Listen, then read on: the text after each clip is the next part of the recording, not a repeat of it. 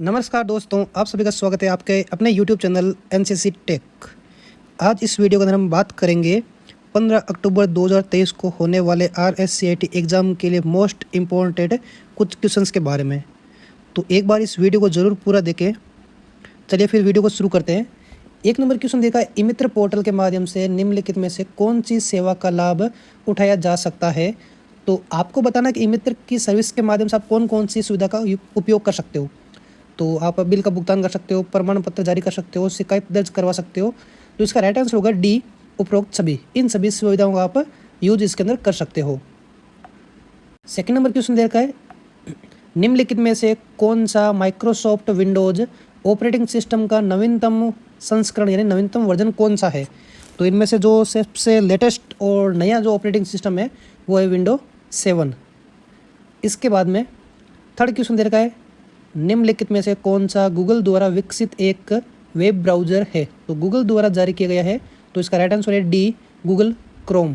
Chrome Google द्वारा जारी किया एक वेब ब्राउज़र है। नेक्स्ट क्वेश्चन दे रखा है 4 नंबर, LCD पैनल के प्रकार निम्नलिखित में से है। तो LCD पैनल के कौन कौन से प्रकार इसमें हो सकते हैं। तो इसका राइट आंसर होगा इनमें से कोई नहीं, क्योंकि LCD पैनल के प्रकार जो अलग अलग फॉर्मेट में यूज होते हैं, जैसे फ्लैट पैनल और लेजर, ये नहीं है। क्वेश्चन नंबर 5, VGA केबल में कितनी पिन होती है। तो VGA केबल के अंदर टोटल 15 पिन होती है, लेकिन ऑप्शन के अंदर इस 15 ऑप्शन नहीं है, तो उसका राइट आंसर होगा डी, इनमें से कोई नहीं। फिर क्वेश्चन नंबर 6 दे रखा है, निम्नलिखित में से कौन सा इंटरनेट कनेक्शन का प्रकार है। तो इंटरनेट कनेक्शन का प्रकार होता है डायल अप होता है, DSL होता है, वाईफाई होता है। तो इसका राइट आंसर होगा डी, उपरोक्त सभी। इसके बाद में नेक्स्ट क्वेश्चन है क्वेश्चन नंबर 7, राजस्थान में प्रमुख ई-गवर्नेंस पहल कौन सी है। तो इसका राइट आंसर होगा राजमेघ, ए ऑप्शन इसका राइट है। नेक्स्ट क्वेश्चन है, SSO पोर्टल निवासी के लॉगिन के माध्यम से किस सेवा का उपयोग किया जा सकता है। तो इसका राइट आंसर होगा आपके दिए गए सभी, डी ऑप्शन इसका राइट होगा। नेक्स्ट क्वेश्चन है क्वेश्चन नंबर 9, MS एक्सेल 2010 में एक चार्ट के तत्व निम्नलिखित हैं। आप एक चार्ट इंसर्ट करते हो, उसके अंदर क्या क्या चीज़ें शामिल होती है। तो उसके अंदर शामिल होती है चार्ट शीर्षक, legend, data label, data points, data series, grid lines, value axis, category axis. तो इसका राइट आंसर होगा डी, उपरोक्त सभी। क्वेश्चन नंबर 10 दे रखा है, निम्नलिखित में से कौन सा एक ओपन सोर्स यानी सभी के लिए निःशुल्क मोबाइल OS है। तो वैसे जो निःशुल्क है वो एंड्रॉयड है, लेकिन इसके अंदर जो ऑप्शन है विंडोज़ फ़ोन OS या एप्पल iOS, ये सभी निःशुल्क है। तो इसका राइट आंसर होगा C, A और B दोनों। नेक्स्ट क्वेश्चन देगा, कौन सा प्रिंटर कागज़ के ऊपर स्याही के छोटे छोटे बिंदुओं को अत्यंत तेज़ी से छिड़क कर डेटा या बिंबों को प्रिंट करता है। तो इसका राइट आंसर होगा dot matrix printer, C option इसका राइट होगा। नेक्स्ट क्वेश्चन दे रखा है, पावर पॉइंट प्रस्तुति में डुप्लीकेट स्लाइड सम्मिलित करने के लिए किस कुंजी का संयोजन किया जाता है। तो इसका जो राइट आंसर होता है कंट्रोल D। वैसे कंट्रोल X कट के लिए होता है, कंट्रोल N न्यू फाइल के लिए होता है, और कंट्रोल M न्यू स्लाइड के लिए शॉर्टकट की होती है, और कंट्रोल D होती है डुप्लीकेट के लिए। जो इसका आंसर है वो राइट है कंट्रोल D। अगला, इनमें से कौन सा कंप्यूटर हार्डवेयर पर रन करता है और दूसरे सॉफ्टवेयर को रन करने के लिए प्लेटफॉर्म प्रदान करता है। तो वो होता है ऑपरेटिंग सिस्टम, ये आंसर इसका राइट होगा। नेक्स्ट क्वेश्चन है क्वेश्चन नंबर 14, निम्नलिखित में से कौन सा वेब ब्राउज़र का उदाहरण है। तो आपको बताना इनमें से कौन सा वेब ब्राउज़र है। Google Chrome, safari, Mozilla Firefox, दिए गए सभी। तो इसका राइट आंसर होगा डी, उपरोक्त सभी। ये सभी गूगल क्रोम के एग्जाम्पल है। नेक्स्ट है, MS वर्ड 2010 में निम्नलिखित में से कौन सा अलाइनमेंट विकल्प बाएं और दाएं मार्जिन के बीच अनुच्छेद की प्रत्येक पंक्ति को अलाइन करता है तथा बाएं और दाएं किनारों पर सीधे किनारों का उत्पादन करता है। तो आपको बताना कि किस अलाइनमेंट के माध्यम से मैटर लेफ्ट और राइट दोनों साइड से बराबर रहेगा। तो इसका राइट आंसर होगा बी, जस्टिफाई। क्वेश्चन नंबर 16 दे रखा है, Google drive, Microsoft one drive और ड्रॉपबॉक्स किसके उदाहरण है। तो ये सभी क्लाउड स्टोरेज के उदाहरण है। क्लाउड स्टोरेज के माध्यम से आपको ऑनलाइन डेटा को सेव करने के लिए परमिशन मिलती है। नेक्स्ट क्वेश्चन है क्वेश्चन नंबर 17, वक्तव्य यानी स्टेटमेंट दे के दो आपके सामने कि MS वर्ड में वाटरमार्क विकल्प का उपयोग पृष्ठ की सामग्री के पीछे फीके पार्ट को सम्मिलित करने के लिए किया जाता है। सेकंड देर का स्टेटमेंट, MS वर्ड में इंडेंट ऑप्शन का इस्तेमाल पैराग्राफ के बीच अंतराल बदलने के लिए किया जाता है। तो इनमें से कौन सा उपयुक्त विकल्प होगा?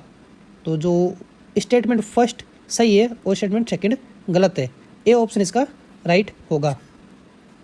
नेक्स्ट क्वेश्चन है क्वेश्चन नंबर 18। यदि आप एक ईमेल संदेश के बॉक्स में प्राप्तकर्ता ईमेल पता जोड़ते हैं तो संदेश की प्रति उस प्राप्तकर्ता को भेज दी जाती है और प्राप्तकर्ता का नाम संदेश के अन्य प्राप्तकर्ताओं को दिखाई नहीं देता है।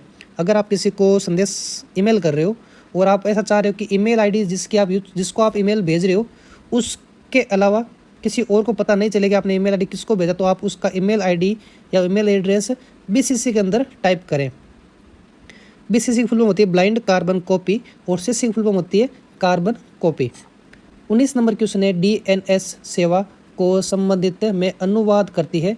तो इसका राइट आंसर होगा A IP एड्रेस और डोमेन नेम। क्वेश्चन नंबर 20 दे रखा है inbox in email client is. Inbox इनमें से किस में शामिल होगा? तो आपको पता है कि अपने मोबाइल के अंदर और ईमेल के अंदर एक ऑप्शन मिलता है इनबॉक्स का। इनबॉक्स के अंदर रिसीव मेल होते हैं, अपने पास जो ईमेल या जो मैसेज होते हैं वो इनबॉक्स के अंदर शामिल होते हैं। तो इनमें से किसी प्रकार का ऑप्शन नहीं है, तो इसका राइट आंसर होगा D none of these. Next question है क्वेश्चन नंबर 21। MS एक्सेल 2010 में एक टूल है जो एक अज्ञात मान की गणना करने के उद्देश्य से पीछे की ओर काम करता है। तो उसको बोलते हैं गोलसिक। गोलसिक एक अनुमानित वैल्यू की कैलकुलेशन करने के लिए यूज करते हैं। नेक्स्ट क्वेश्चन है 22।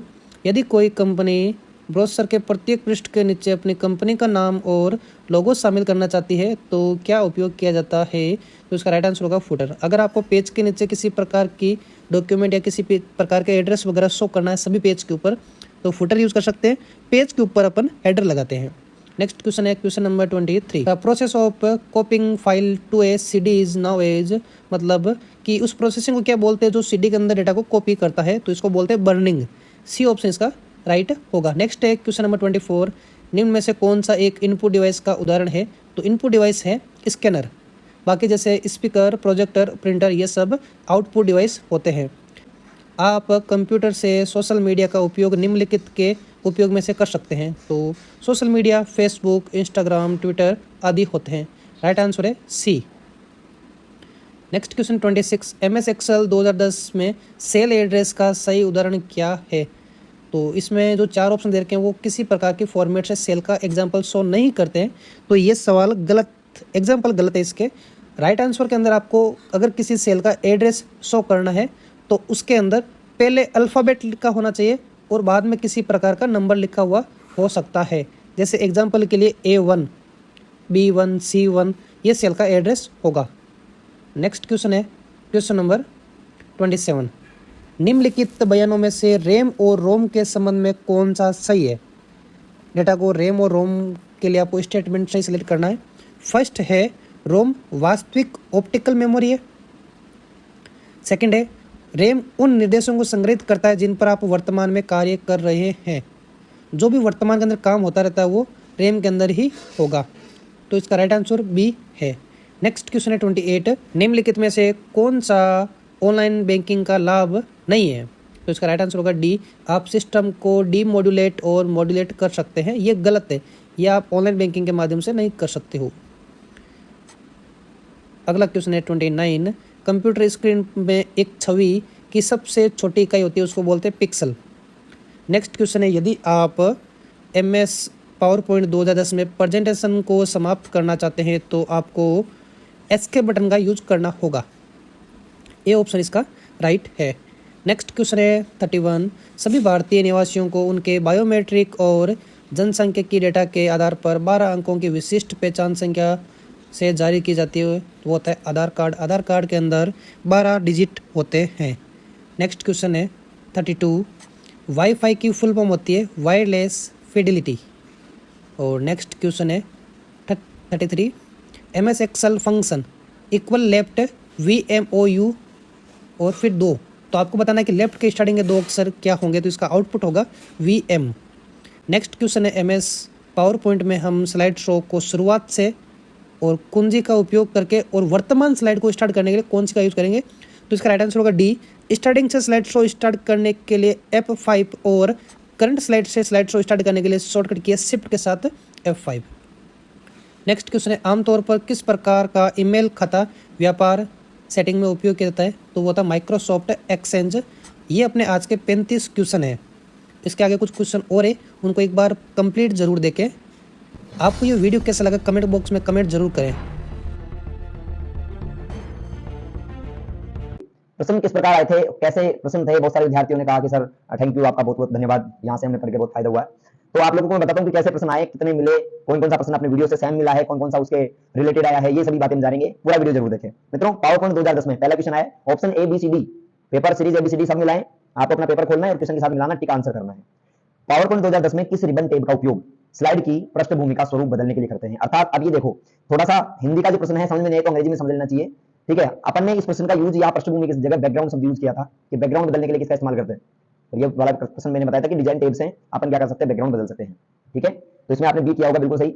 आगे है, पावर पॉइंट में स्लाइड शो टेप क्या काम में आता है? अब देखो, आज सुबह की क्लास में मैंने बताया था कि पावर पॉइंट में स्लाइड शो चलाने के लिए हम क्या करते हैं मित्रों, या तो हम F5 दबाते हैं या फिर स्लाइड शो मेन्यू में जाते हैं। यानी आप क्या कर सकते हो, स्लाइड शो से संबंधित कोई भी सेटिंग हो वो तो स्लाइड शो में जाके करोगे। तो इसका सही जवाब है प्रेजेंटेशन को दर्शकों के लिए सेट करने के लिए, कि प्रेजेंटेशन को दर्शकों को आप कैसे दिखाना चाहते हो।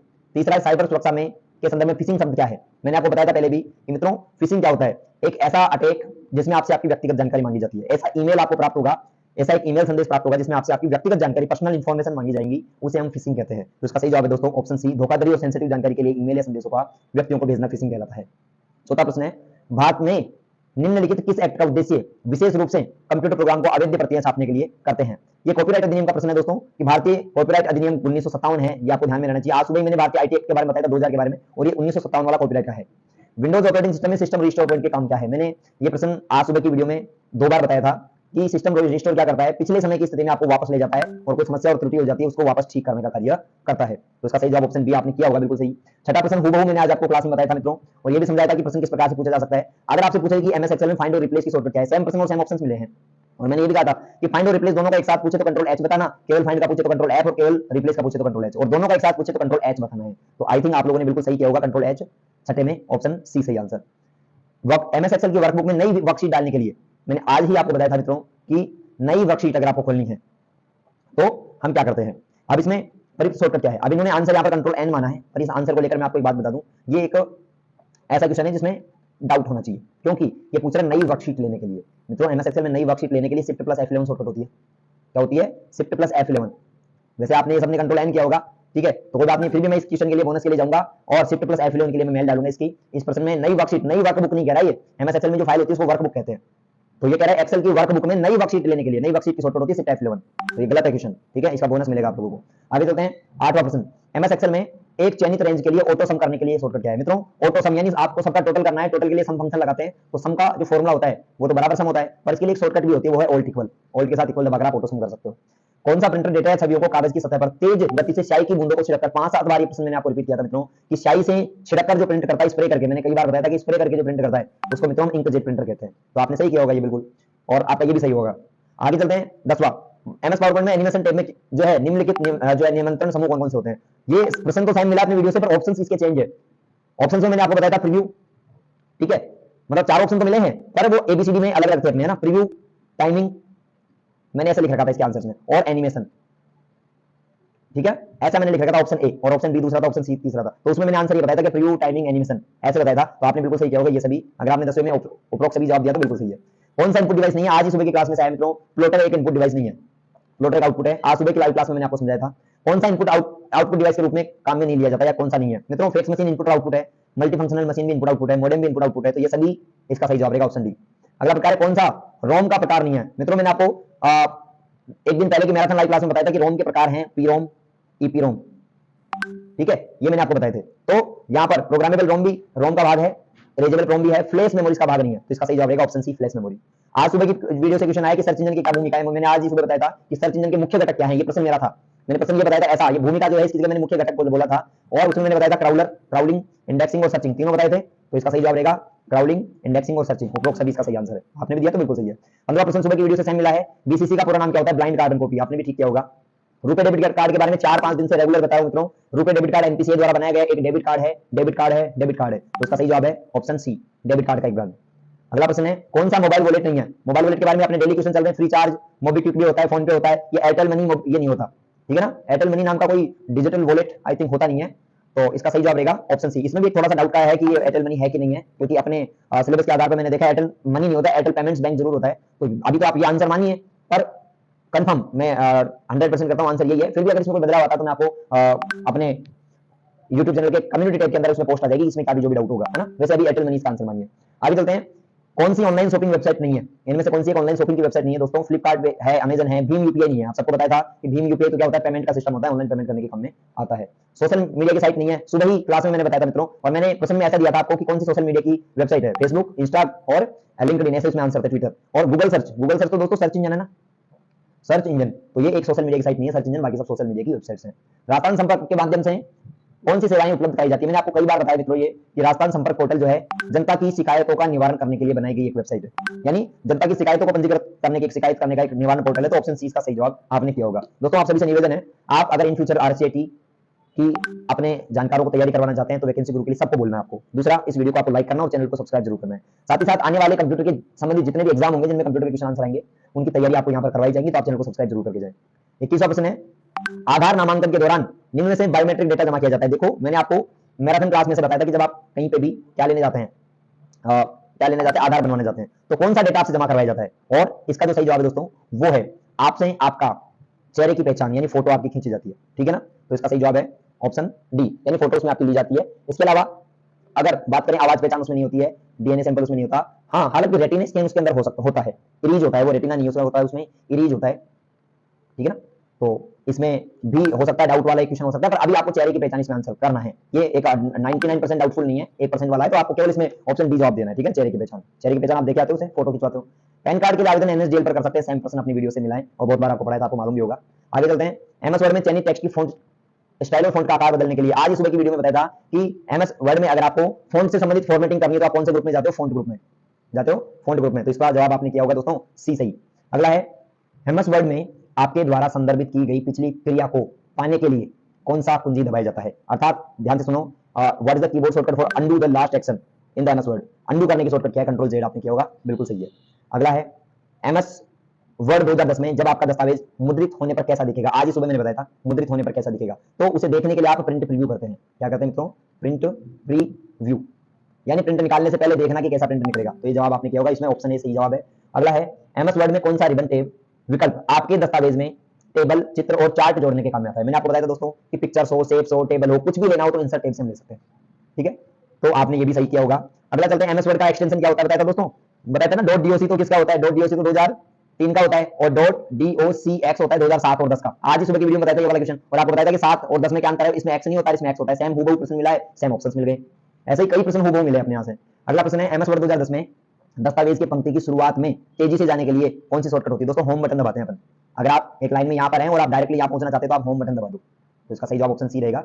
आगे चलते हैं, एमएस वर्ड में चयनित टेक्स्ट के मध्य में संरेखित करने के लिए कौन सी शॉर्टकट कुंजी है? अब ये प्रश्न क्या है? बिल्कुल इजी प्रश्न है, कंफ्यूज करने का बिल्कुल नहीं है। आज ही सुबह मैंने आपको बताया था कि अलाइनमेंट्स में अगर शॉर्टकट की पूछी जाती है तो मित्रों सेंटर अलाइनमेंट की शॉर्टकट की याद रखनी है, और सेंटर अलाइनमेंट की शॉर्टकट की होती है कंट्रोल प्लस ई, कंट्रोल प्लस ई। और आपको शॉर्टकट का वीडियो बताया था, उसमें भी ये प्रश्न है, मैंने बताया था कि कंट्रोल ई सेंटर के अलाइनमेंट की शॉर्टकट की है। तो ऑप्शन बी इसका सही जवाब आपने किया होगा।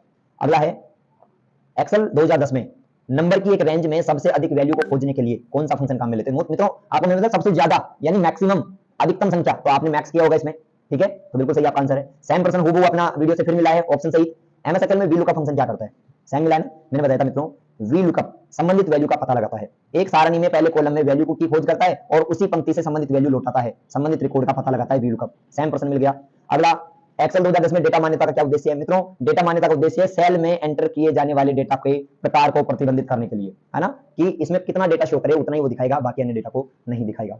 अगला प्रश्न है 33वां, एक्सेल 2010 में विशिष्ट मानों को करने वाले एक रेंज में कितनी सेल की संख्या को गणना करने के लिए किस फंक्शन का उपयोग किया जाता है? मित्रों आज सुबह की वीडियो में मैंने आपको बताया था कि अगर आपसे कुछ संख्याओं को गिनना है, ठीक है, यहाँ पर विशिष्ट मानों को पूरा करने वाले एक रेंज में कितनी सेल संख्या को गणना करने के लिए फंक्शन का उपयोग किया जाता है। मैंने बताया था कि अगर आपको काउंट करना हो तो, जैसे मैंने सम का उदाहरण दिया था कि सम केवल टोटल करना हो तो सम, और किसी विशेष का टोटल करना हो तो सम। वैसे यहाँ पर अगर आपको गणना करनी है तो काउंट पर किसी विशेष संख्या की गणना करनी है, तो विशिष्ट मानों की करनी है, तो काउंटिव। तो ऑप्शन डी इसका सही जवाब है, आपने किया होगा। एमएस एक्सेल में वर्कशीट की डिफॉल्ट ओरिएंटेशन कौन सी होती है दोस्तों? पोर्ट्रेट, ठीक है ना, पोर्ट्रेट होता है डिफॉल्ट। आप सोचते हो लैंडस्केप होता है बहुत सारे विद्यार्थी, पर ध्यान रखें पोर्ट्रेट होता है।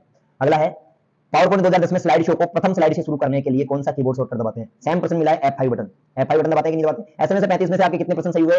यहां से पढ़कर आपको कैसा लगा कमेंट करके जरूर बताएं। आपके कमेंट्स को आने वाले विद्यार्थी पढ़ेंगे जिनके आगे एग्जाम है। मित्रों, अगर आपने चैनल को सब्सक्राइब नहीं किया तो अभी भी कर लीजिए, और जो वैकेंसी ग्रुप 2.0 है उस चैनल को सब्सक्राइब कर लीजिए। मिलते हैं दोस्तों ऐसे ही अगले आने वाले नेक्स्ट वीडियोस में। तब तक आप अपना ख्याल रखें। सभी को राम राम, जय श्री राम, गुड बाय। सभी को बहुत बहुत शुभकामनाएं, सभी को कांग्रेचुलेशंस।